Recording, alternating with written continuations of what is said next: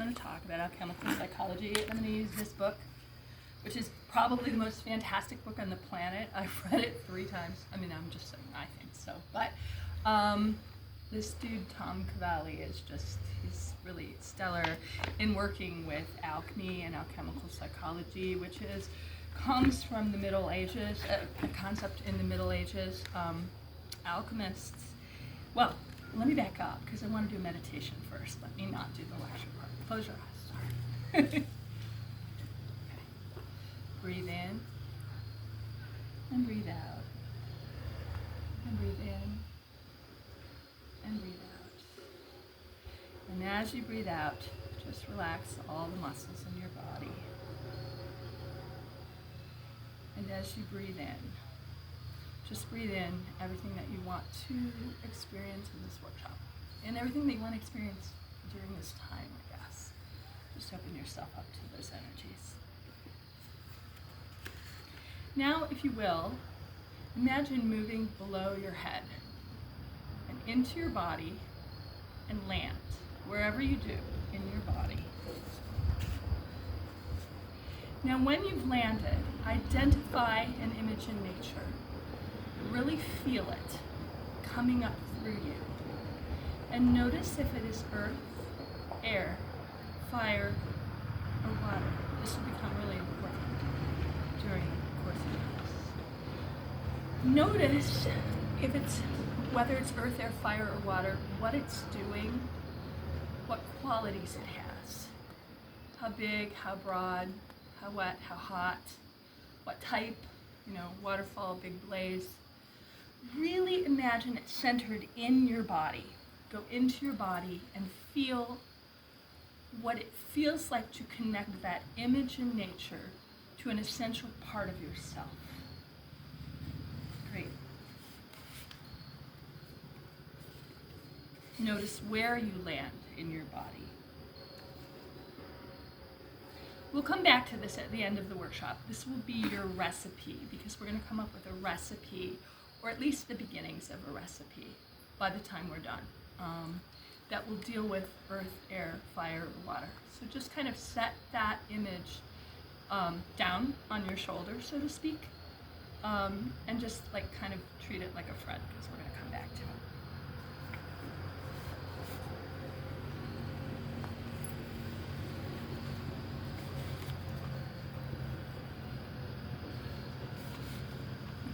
So this talk is going to weave together principles of medieval alchemy with Jungian psychology, the ideas of what we call soul, character, and calling. And it's going to touch on astrology and the Myers-Briggs and tarot as well, because these themes are themes that are the modern correlate to the alchemical principles that were used during the Middle Ages. So the basis of alchemy is that these elements in bodily processes have fixed properties. When we look at something like tarot, for instance, there is only in tarot one thing, very few things that are fixed. Like the numbers are fixed, a 1 is a 1, a 5 is a 5, a 2 is a 2. Fire is fire, water is water. Fire is wands, water is cups. These are the fixed properties of alchemy. Most things in tarot are very subjective. It's just about trusting your intuition, things like that. So the fixed properties are so important in any alchemical process because they're so small, but they're so distinctive.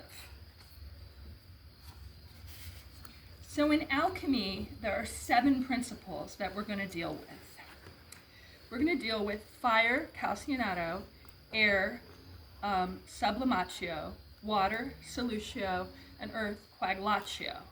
Then we're going to talk about the minor and the major canunccio.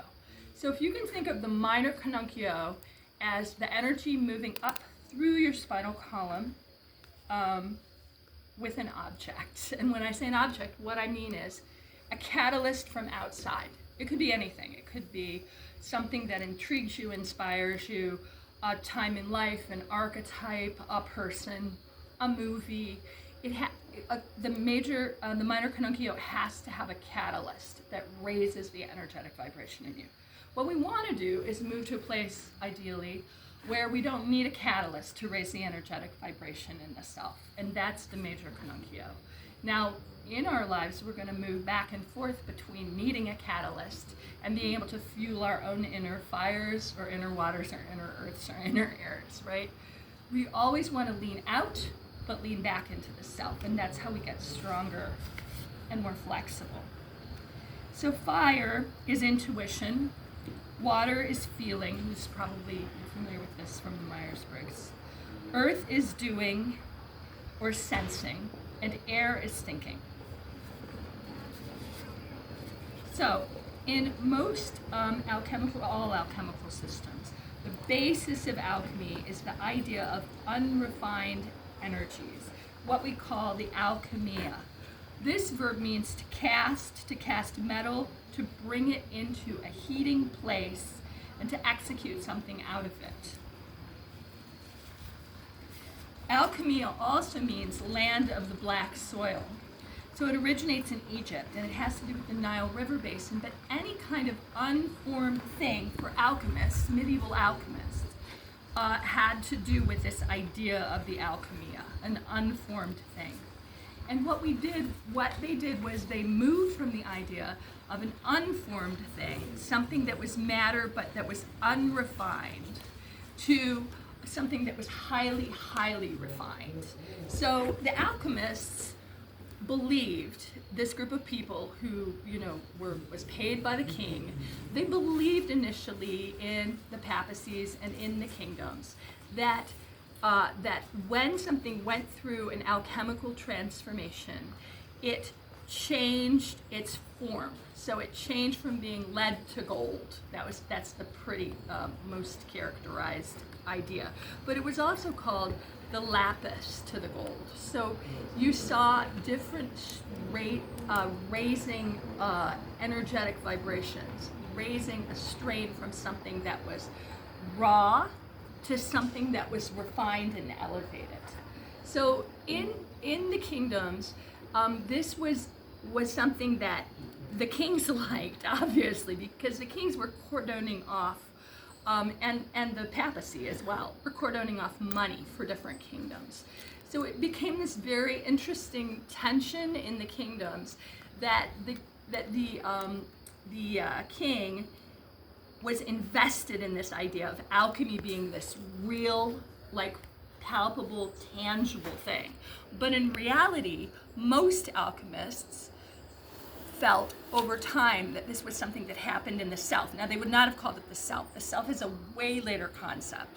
They would have called it character building, character development, through going from something that was raw and very like the black ooze, like we talked about, the alchemia, to something that was rarefied and refined. And this is something that we all go through in our lives. We go from a raw state, a state where we are not descriptive, not developed, so to speak, to a place where our ideas about things are very developed, very refined, very focused.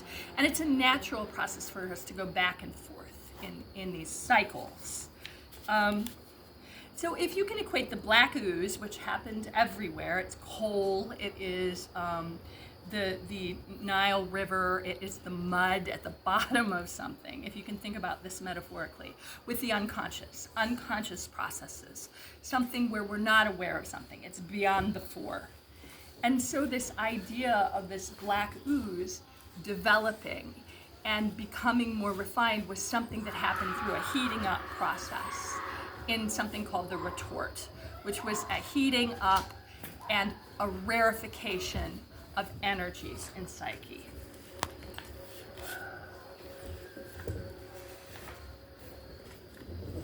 So now it's really interesting to think about, because we're going through a very interesting astrological cycle where we've moved from Pluto in Capricorn. Under Pluto in Capricorn started in 2008.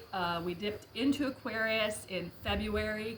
We're on November 19th going back to Pluto in Aquarius forever for good. We will be done with Capricorn. Capricorn is the deep, deep limitation. So it has to do with, it's Pluto, it's Plutonian. So it is the depths of the earth. It is the core of the earth. It is the heating up and coming up through the earth. And it is very much unrefined energies. Right now, we're going through a process where we're letting go of Capricorn. So if you look at what happened in Capricorn, what happened in Capricorn is we had Trump, we had COVID, we had lockdown, we have an old boys club that is vanishing, that is becoming destroyed. But what has to happen is it has to come up through the depths of the earth and be spit out, like literally regurgitated. This happens in us too. You're probably feeling this in yourself, like, I don't want this anymore. I gotta get rid of this stuff. I've gotta purge this stuff. That's getting rid of Capricorn. That is the black ooze. That is the refined energy in psyche. Or sorry, not the refined, the raw energy in psyche. Becoming more refined, finding new ways of doing things, new ways of being. So this image of the black ooze that I've talked about is cross-cultural. It represents a lack of refinement. Think of like crude oil. Think about something that is just very gelatinous, very dark, very unconscious. And this is inside the world, the depths of the earth, and inside the person.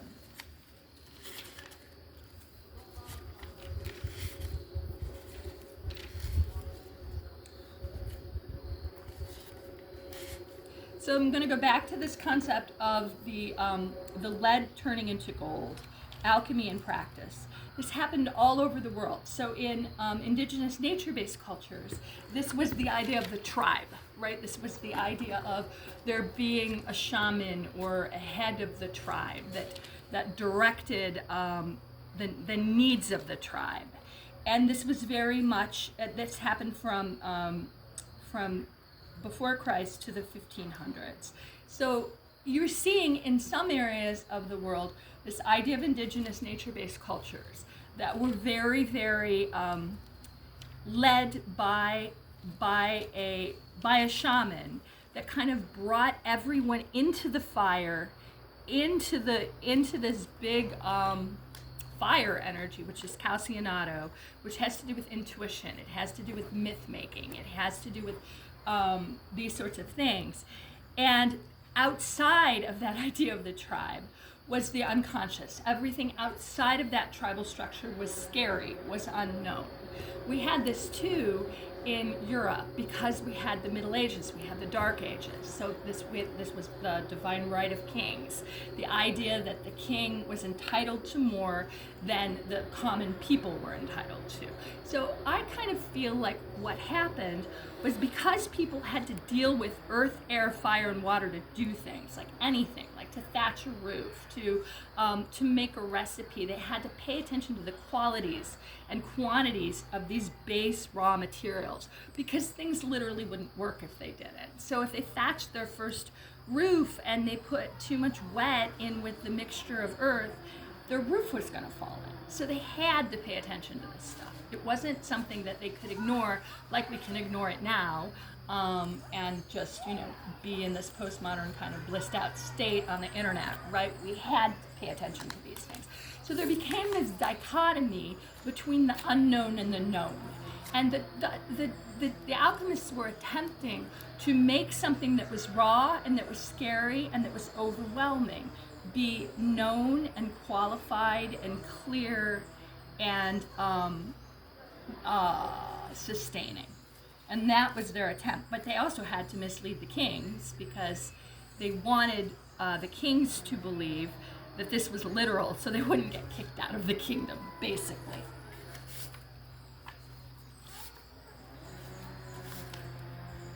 Okay, we're going to kind of switch a little bit and now talk about earth, air, fire, and water because these were called calcionado, sublimatio, coagulatio, and solutio in alchemy. And they had to do with these raw states where things were heated up, refined, annealed, broken through heat, all of these different kinds of principles. But they have a correlate now in metaphysical communities, and they have to do with how we see our base qualities. So how we see, like, if you look at your astrology chart and you know that you have a lot of earth energy, so you're primarily a doer, you're primarily a sensor, right? As opposed to someone who has a lot of air energy, and they're going to naturally possess an ability to think.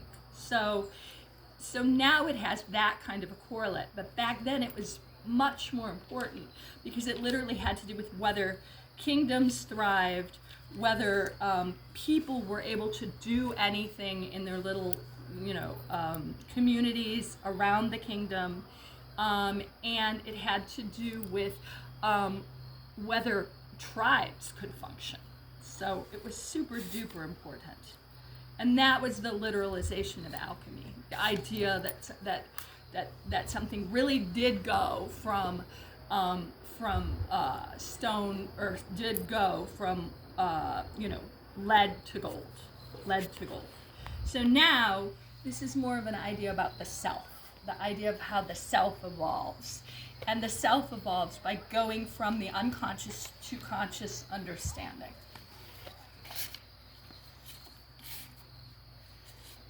I gotta go through some of these cards.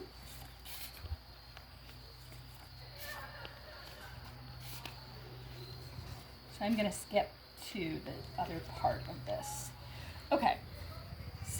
So this is basically the idea of empiricism, trial and error, because that's what nature-based indigenous cultures did, and that's what people did in small kingdoms. They would try something and see if it would work. And if it would work, then they could apply it. And that was the way that science worked, and out of that came the scientific method. And this is really, really different than the way we do things now. The way we do things now has to do with the scientific method. It has to do with repeating quantitative and qualitative information. It isn't about, like, literally taking and doing a tiny little experiment to see what does work and doesn't work for you.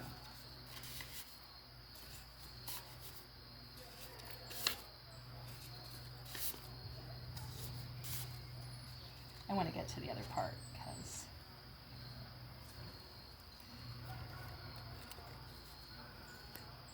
so we've talked about the idea of the philosopher's stone, the prima materia, the individuated self, which the individuated self has to do with this idea that the self has layers of understanding of itself, and that as that process of self becomes more and more refined, you have more layers of conscious awareness, as opposed to being unconscious, which the alchemist's whole attempt to become more conscious had to do with this refinement process, this idea of heating up.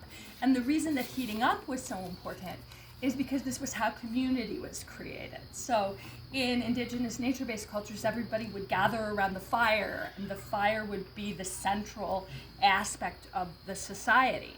And in the papacy and the kingdoms as well, the fire, calcionado, and the qualities around fire were so important because they had to do with warming, and warming was so important for early peoples because if they couldn't get warm, they couldn't do anything. So they had to have warmth, and that's why in alchemy, fire comes first, calcionado comes first, because of the role it played in industrialization. It's the first and it's the focal element. So the use of fire started in 6,500 BC. It was used to harden pots. It was used for metalworking and to create earthen vessels. Fire was the central metaphor because of what it meant to community, the necessity of fire. And in nature-based indigenous cultures, it also was the central element.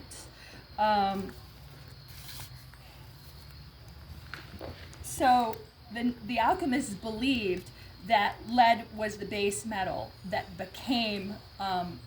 went from this prima materia, this raw form, to this evolved form. But historically, this was iron, so this was the Iron Age, which was forged in fire. So there are three kinds of fire. There's the celestial fire, which is like spiritual fire. It is like, so say they were going from one place to another, from one kingdom to another, and they wanted to feel connected on their journey and not so lost in the woods. They would focus on this idea of the celestial fire and the spiritual fire that led them from place to place. So the archetype of light, warmth, and transformation and ascension was fundamentally important on a spiritual level to early peoples. Terrestrial fire was heating a house, cooking a meal, powering a steam engine. So fire is central because it is so important to every way that every primitive people did everything. So, and then artificial fire is about distilling and transforming obstacles. So fire masters grew into a mythic status in these cultures because they were needed by the different people in these early cultures. And the idea of the hearth, the center of home or community, became very central for people. And then there was the hero worship of the fire, shamans, blacksmiths, medicine people. They kept the fire moving. And transforming fire into tools, which moved people from a more refined state to a more raw state to a more refined state because they could use tools like the blacksmith and that sort of thing. So calcinato, the fire element, is intuition stripped down. It has to do with intuition in the Myers-Briggs. Myers-Briggs is a modern correlate to this alchemical idea, where, are you guys familiar with the Myers-Briggs? Cool. So you probably know if you're fire, earth, air, or water, right? If you're thinking, feeling, sensing, or intuiting, right? Cool, great. So fire people intuit through a connection with passion. They think, feel, and do later. They connect with passion and they connect with intuition. That's primarily what they do. Fire engulfs and it emulates. So fire consumes. It's consumptive. It doesn't stop. It gets bigger and bigger and bigger and bigger and bigger. So that's a fixed property with fire. So fire energy are Leo, Sagittarius, Aries people. These people need to use something called concupiscence, which is literally how air works. So if you introduce air, it quells or makes fire more extreme. So think about air. Air is thinking. So think about like when you're having a conversation with something and they're just going off half-cocked and you're like, man. And so then what you have to do is you have to slow down something by slowing down desire, fire. That's concupiscence. So the basic fixities of fire are fire's hot, it gets hotter, it burns faster, it has a consumptive nature, it consumes what's in its path, it's destructive when it's not controlled, and it burns out. So think about how you are or aren't like that, because that's really what you want to do. You want to sit with these basic fixed qualities, which is what the alchemists did, and you want to connect it with how you do or don't relate to that base quality, series of qualities in yourself. Calcinato. Now, in tarot, calcinato, the correlate is the wands. That's fire energy. And in the Myers-Briggs, it's intuition. So you can see how all these things kind of group, right? So calcinato is passion, intuition, motivation, something going from the light to the dark, something coming into consciousness from the unconscious. That's why fire is first in the four elements, because the alchemists, when they constructed these ideas, came from a raw state of being, not understanding anything, to coming up with a spark about how all of this stuff worked. That's fire. And that is also the retort and the heating up of the retort, which is that quality of putting something into a controlled environment and bringing it from a raw state through heating up to a rarefied state. So in people, the Myers-Briggs strengths are passion, intuition, they're cheerleaders for other people, they're motivating, they're warm. Now, in Jungian psychology, we have something called growing edges, and the idea of a growing edge is that when we have a lot of energy in one thing, it has balanced aspects and unbalanced aspects. So for fire, sometimes fire people are so passionate that they're unaware of how other people are responding to them because they're just like gunning it, right? And they're not aware that there's a consumptive aspect to fire. So fire people are hot, they want more, they don't stop once they start. They don't pay attention to their outer environment because they're too in fire. So they can kind of be too much of a good thing.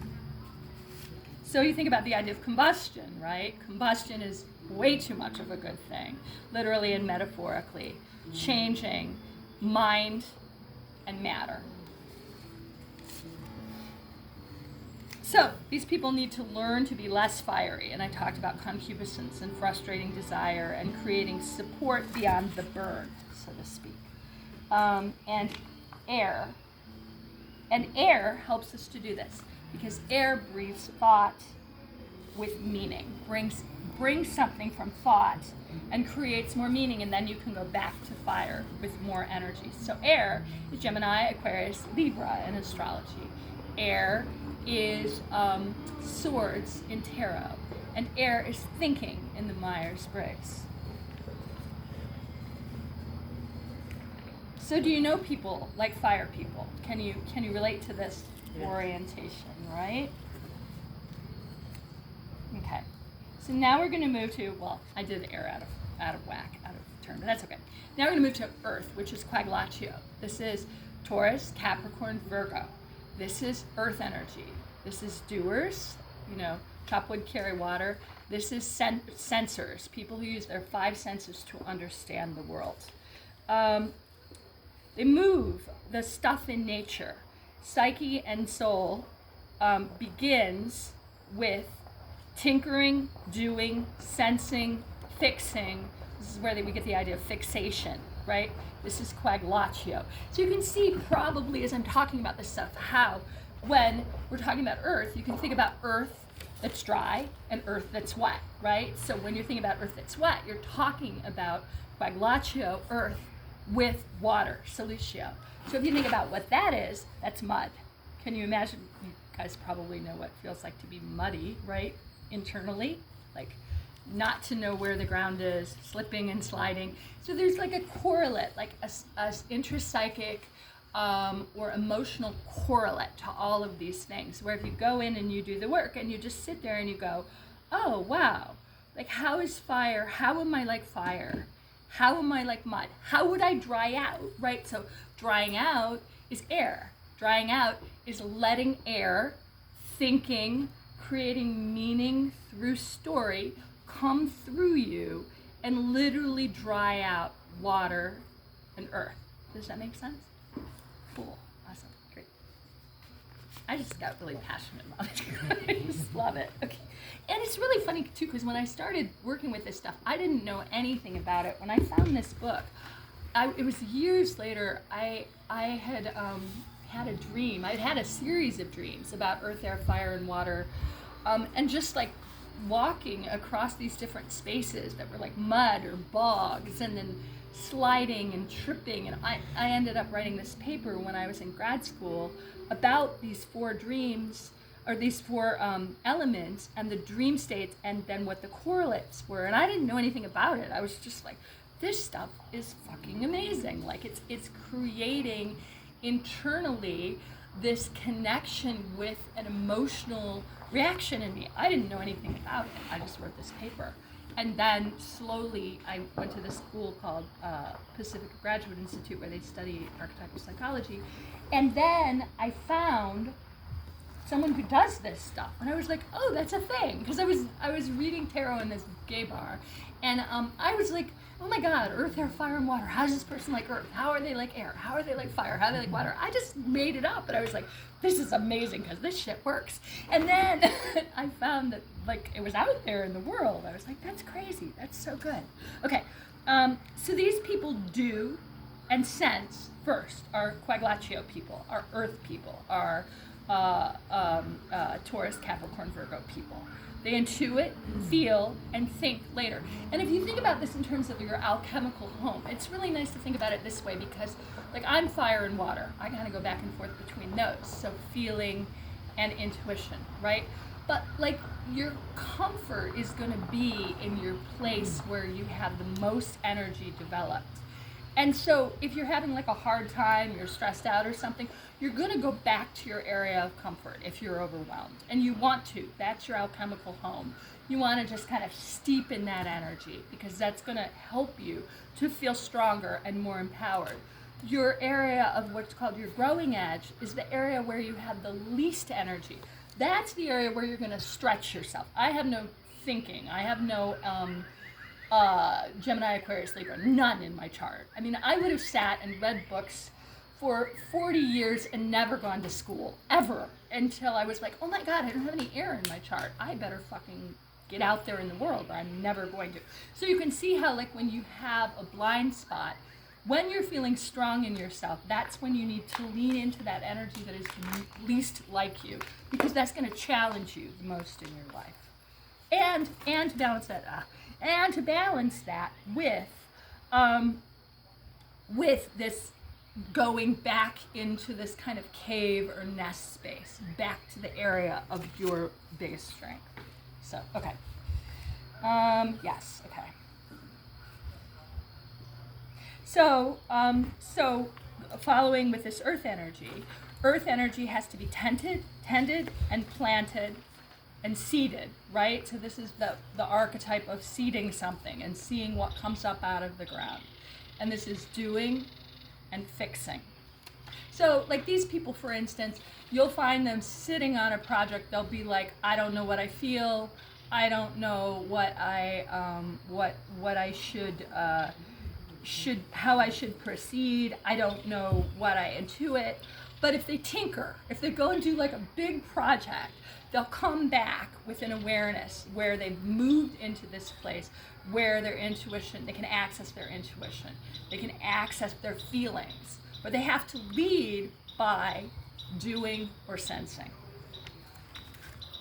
Okay. So then you can think about, like, if the energy is too bogged down, there's too much matter, they're stopped up, they're weighted down, and everything becomes too heavy.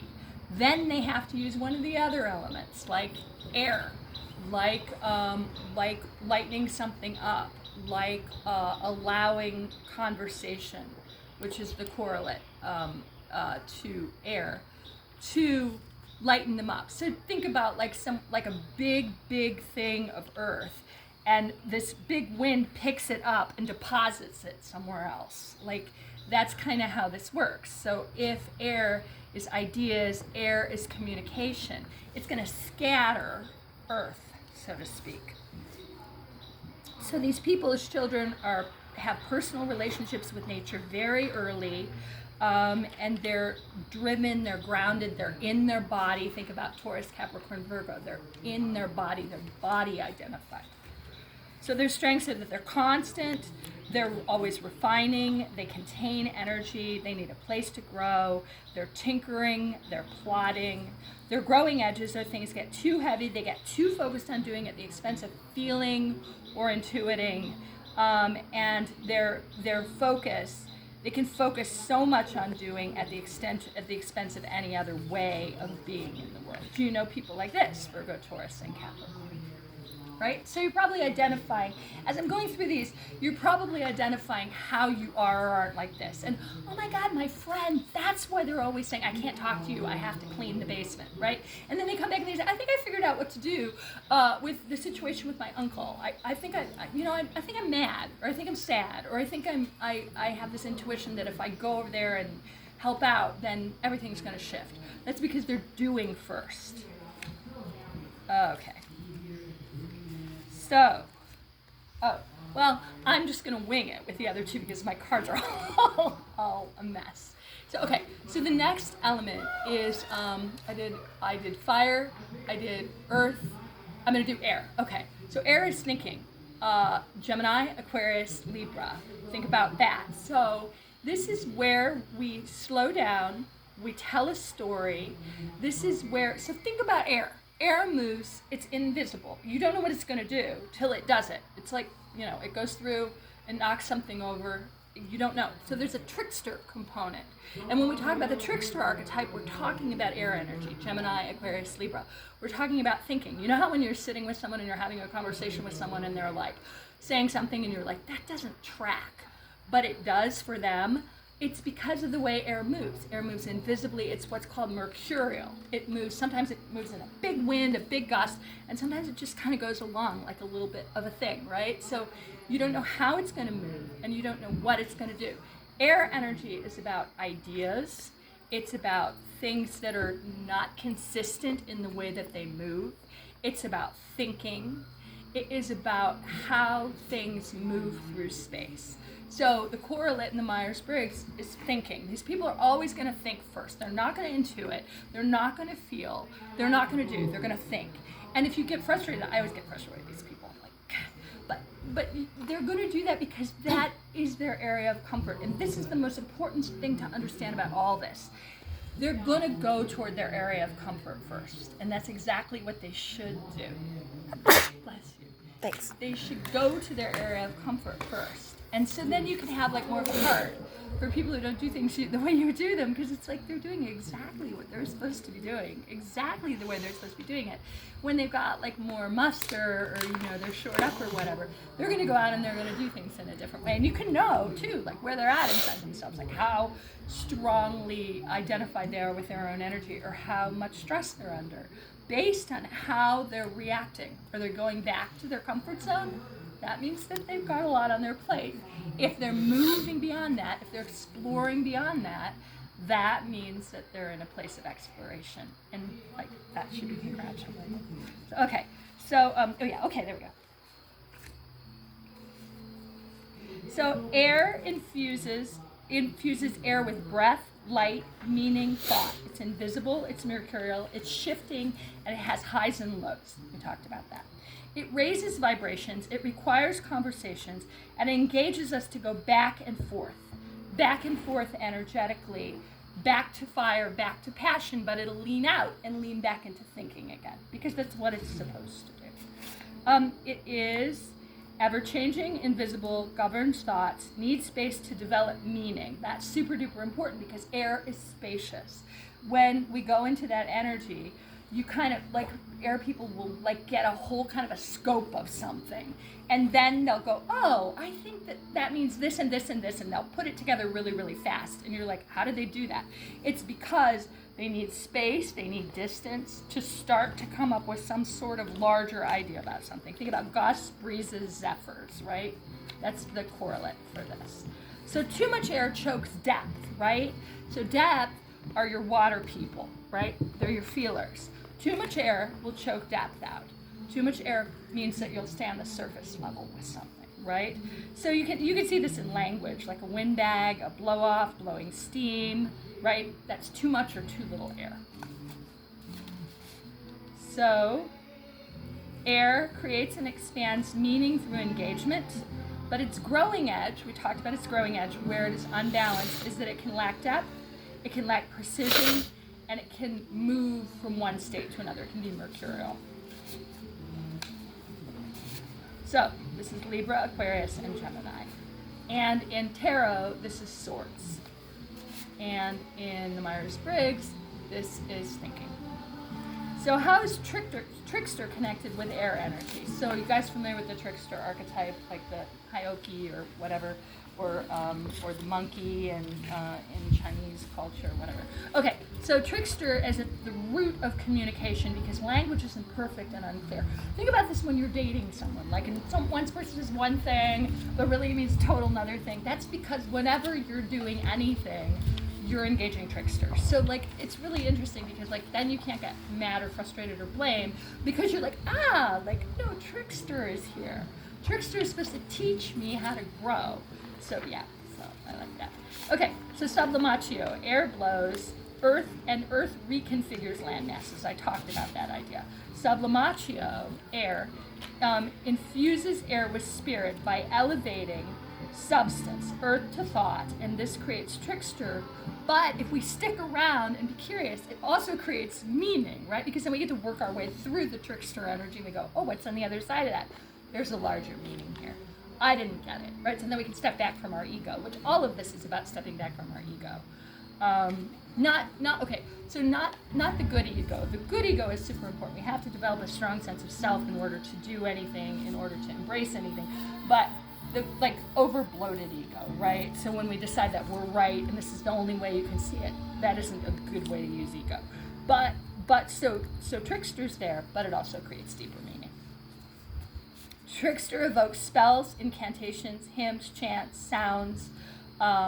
Trickster works with wind, which works with music, which works with sound, which works with spells, which works with magic. Okay. And it makes us need to sort things so that we can assure that there's not misinterpretation. So trickster creates liminal space too. Liminal space is the state between two states. So we live in a world that is very dichotomous: black and white, right and wrong, chosen, forsaken, good, bad, right, conservative, liberal, whatever, right? We like to split and bifurcate things. We do that because that feels comfortable to our ego, because we know where we stand. Trickster asks us to create liminal space. Liminal space is the state in between two things. In Jungian psychology, we create binary opposites so that we can feel in control of things. And when we feel in control of things, we have a sense that we are on top of things.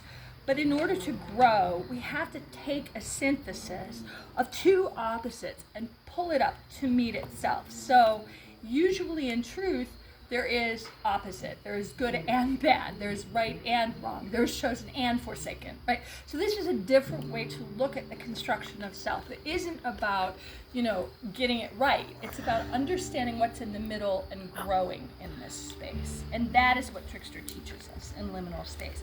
It allows us to retell stories and to have greater empathy for people. So, the last element is water. Scorpio, Cancer, Pisces in astrology, and in the Myers-Briggs feeling, and this is Solutio. Solutio is the wedding. It exists in three states: liquid, solid, and gas. It governs moods and vicissitudes, feelings. So the correlate for air, I talked about the mercurial energy, the highs and lows. In water, this has to do with vicissitudes, different layers of emotional qualities. So the basic fixities of water are: it's wet, it dissolves earth, it's strong over time through repetition. Think about water, and there's a rock in the middle of the river, and it goes over and over and over again, and you think that it's feminine and yielding and all this shit, but really what it does is it moves through that rock and it shapes it over time by repetition.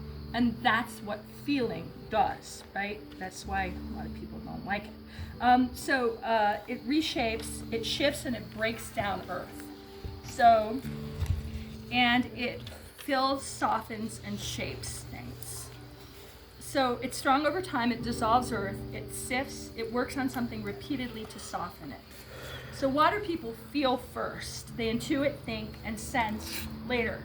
So these are your little kiddos who come up to you, they're just crying, and you're think about it, go do something. They're just bah! It's because they're feelers first, and that's how they acclimate. Their strengths are that they shape things over time.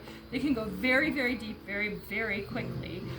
These are your people who date, and they think after the second date that they're in love with someone because they're so engulfed or flooded with feeling.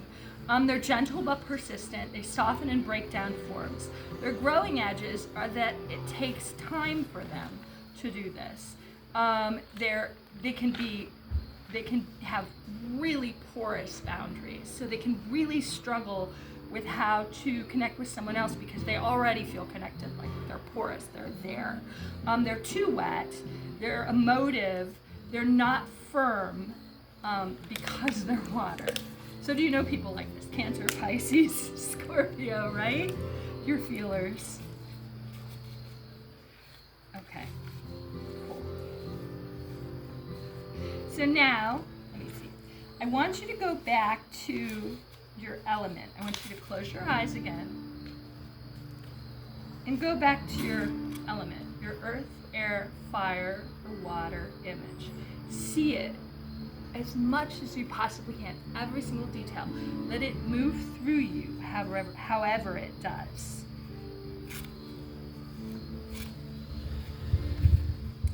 When it does that, what do you feel?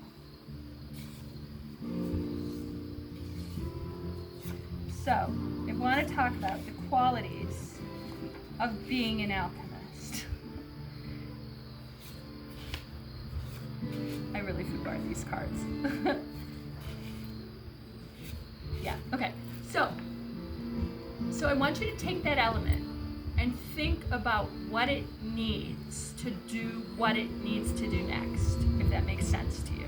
So take your element and think to yourself, is it too hard? Is it too yielding? Is it too wet? Think about the quality that it might be too or not enough of. Can you do that? Does that make sense to you?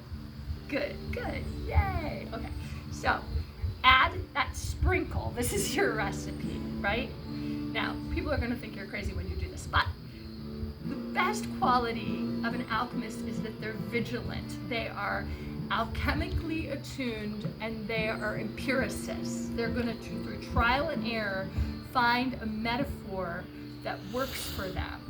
And it might be a metaphor in nature, it might be a process in themselves, but it has to do with a vigilance. Like they're gonna be so curious about how to work with this energy. So think about your recipe. What is your recipe? What is your base ingredient, right? Like the biggest ingredient. What are your little bits of herbs or, salt or whatever? Like what are your flavorings? Your flavorings are going to bring your base ingredients to a place of synthesis, and that is your recipe. Does that make sense? Good, I'm so glad. Yay! Because this is kind of like out there, some of it. Okay, so I want you to work with that, and you should go get this book because it's fucking fantastic. It will change your life. Really will. I'm taking his class next week. I'm so excited. But he has another book about Egyptian alchemy, which I haven't read, but that's what his class is going to be about. So know that that is your recipe. You can play with your recipe, and in the back of this, there's like 10 other qualities of an alchemist. But the other thing that I want to talk about really briefly is the minor and the major quaglatio. So you probably heard the idea of Kundalini rising, right? It's a pretty popular idea in metaphysical circles, in Eastern mysticism, that sort of thing. Kundalini rising is a process where energy comes up from the first chakra up through the top of the head. It's a raising an energetic vibration. Because of the culture we live in, I feel like because of the way it bifurcates our sense of self so much, we're always looking outside of ourselves often for kind of a salve, right? So that is the minor connuncio. That is transformation with an object, which I talked about in the beginning.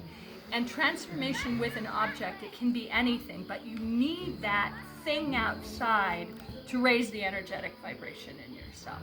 What we want to do is get to the place where that energetic vibration, that kundalini rises and falls. We're excited, we're vigilant in this process. And the energy raises and falls all on its own without our needing that catalyst out there.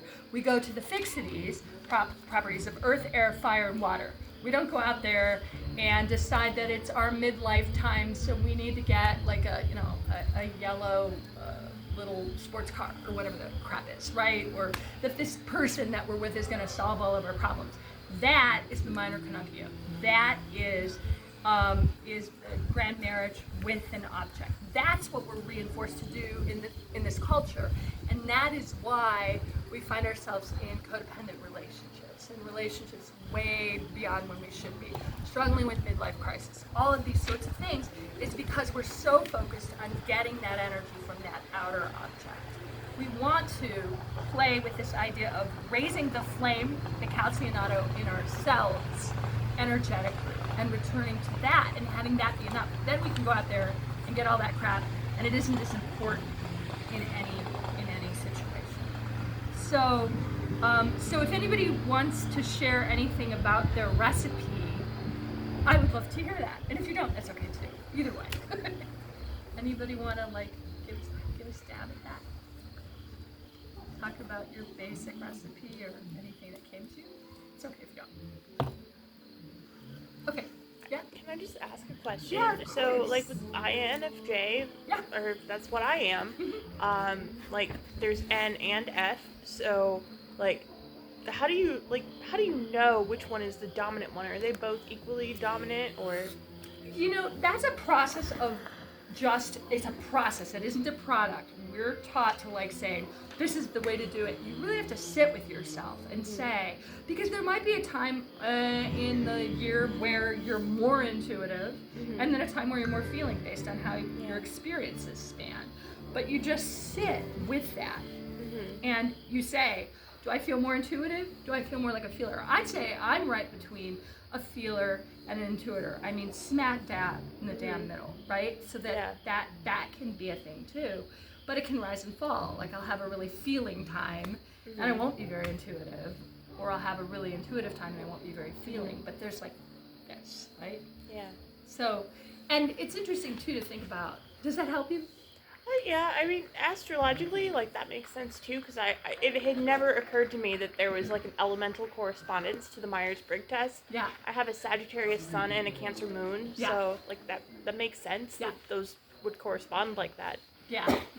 That's kind of my work. That isn't in this book. That's like, I got really excited about that idea of the tarot and the astrology. I was like, that makes sense with the alchemy stuff, and so then I put all that in there. But yeah, I would encourage you just to sit in nature, and that's a really good way too to discover what you are. If you're like going, probably not at this point, you probably aren't, but if you're sitting there going, am I more earth, more air, more fire, more water? Get around earth, air, fire, and water. See how you feel.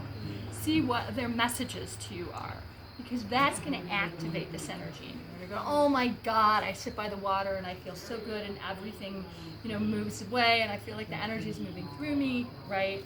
Then, but I mean, say you're a thinker and you do that, and you look at your chart and it's loaded with air energy. So you see how this stuff gets pulled in a different direction based on the correspondence that you identify with. Can you see that? Yeah. I mean, my nature image, though, was an earth image. Good. So I Good. thought that was interesting that it was not my elements. Yeah, and it can be. This is more of what Jung calls the felt sense, the feeling sensing principle. So that is a process. It is not a product. It is not like rubber stamp, this is what I am all the time. It's a process of moving energetically with the energy to see how I feel now. Like at a certain point in your life, you might identify more with one element than another based on what you're going through. Or maybe your family was really super duper thinking and not feeling. So you might naturally be a feeler, but you've repressed that because it wasn't acceptable in your family, right? So you can see how you're really moving through layers of this stuff. But it's exciting when you get to the core of it, and it feels like, that's my image. This is what I want to work with. When you get to that core image, and you get really vigilant about it. There's a great app called Anime. It's for people who are alexithymic. I'm not sure if you're familiar with that term, but in ADHD, alexithymia is a state where you're not really sure what you feel. You might use a lot of images to talk about it, but you can't identify base feelings. I love this app. It's free. And you go on there, and it gives you an image to work with, and you can work with elemental images there to kind of get to the bottom, like the alchemical principles. It's a really cool app. So. How do you spell it? It's Animi, A-N-I-M-I. It's fantastic. So, yeah. Other questions? Well, thanks. I really appreciate you coming. And I have a big, these are not organized anymore. That's okay. I'll give you some cards.